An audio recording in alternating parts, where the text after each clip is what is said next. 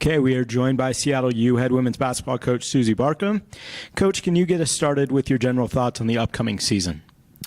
I think every season is going to be different. You can't base anything on what you did the previous 2 years. And so for me, what I'm trying to do is get our newcomers acclimated as quickly as we possibly can. Trying to elevate our junior class so that they can be key contributors this year. And you know, we run a pretty complex offensive system, so it's about being on the floor and getting reps after reps after reps. We have a great preseason schedule that should set us up nicely for the WAC play. But like any good coach, you're really just looking forward to getting started. You just want the competition to begin, and you just want to get out on the floor rather than practice against each other nonstop. The Redhawks won the WAC tournament last season and earned a spot in the NCAA tournament. What did you and your team learn from that trip to Oregon? I think you learn that you're capable. You know, I think that clearly it was a historical accomplishment for Seattle U women's basketball. It shows that we were capable. We weren't playing very good basketball up until that tournament. You know, we had just come off a pretty heartbreaking loss to Grand Canyon, and then we kind of righted the ship against Bakersfield and finished off pretty well with Utah Valley, and then we just hit a hot streak in the tournament, and that lets you know that anything is possible. For us to get an opportunity to go play such an amazing program as Oregon was just, it's a gift, and it's something that you want to have happen over and over again. You lose Alexis Montgomery after a stellar Seattle U career. How do you replace your leading scorer from last season? Oh gosh, you don't replace her at all. I think that you retool, you reinvent, but you don't replace a person like that. We actually, I think, scored probably 62 to 65 points per game last year, and we lost 55 to 56 points by people who have graduated. So it's not a replacement. It is retooling and asking everybody else to step up and expand their role of what they did on the offensive end of the floor. You know, she created so much for us. Not just by scoring points. She created because they would always have the best defender on her, or they would double team her, and she has the court vision to be able to see the next person who is open. That's why she also recorded 2 triple-doubles for us as well. Cierra Sanders has been selected to first-team preseason All-WAC by both coaches and media. What can we expect to see from Cierra this season? I think Cierra finally understands what she's capable of. I think Cierra understands that she needs to be impactful on the floor, and instead of just always relying on her speed and athleticism, Cierra is expanding her game and expanding her ability to score. She knows our offense now. It's her 3rd year. She's got a really good understanding of that now. She also understands that she can be impactful on the defensive end of the floor. She's one of our better defenders. She really worked. You saw it in the WAC tournament. She started shooting the 3 incredibly well, and she's been working on that. She can always get to the rim, but it's getting to the rim and finishing, getting to the rim, getting and ones, and if she can stay hot and stay consistent from the 3-point line, that just will really expand her game. This question comes from Twitter user Elliot J. Marr. What is your team hashtag or motto, and what does it mean?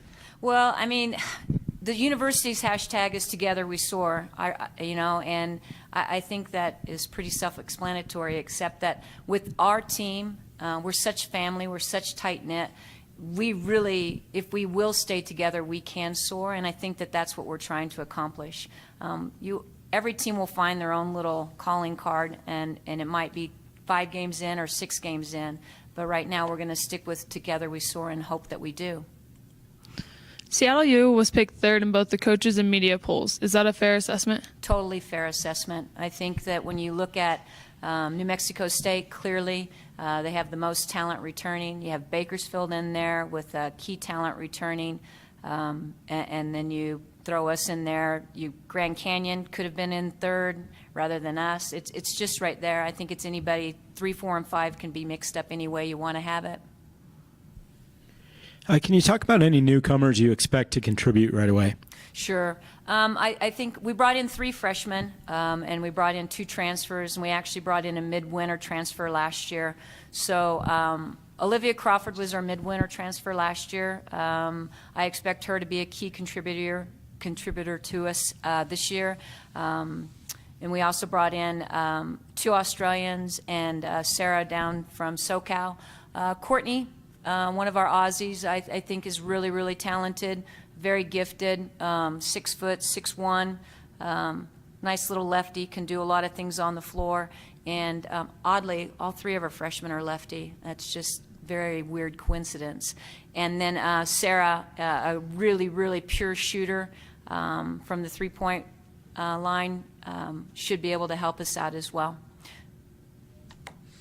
Last year was extremely wide open in the WAC with a lot of competitive games. What do you think contributed to that, and do you expect to see that trend continue into this season?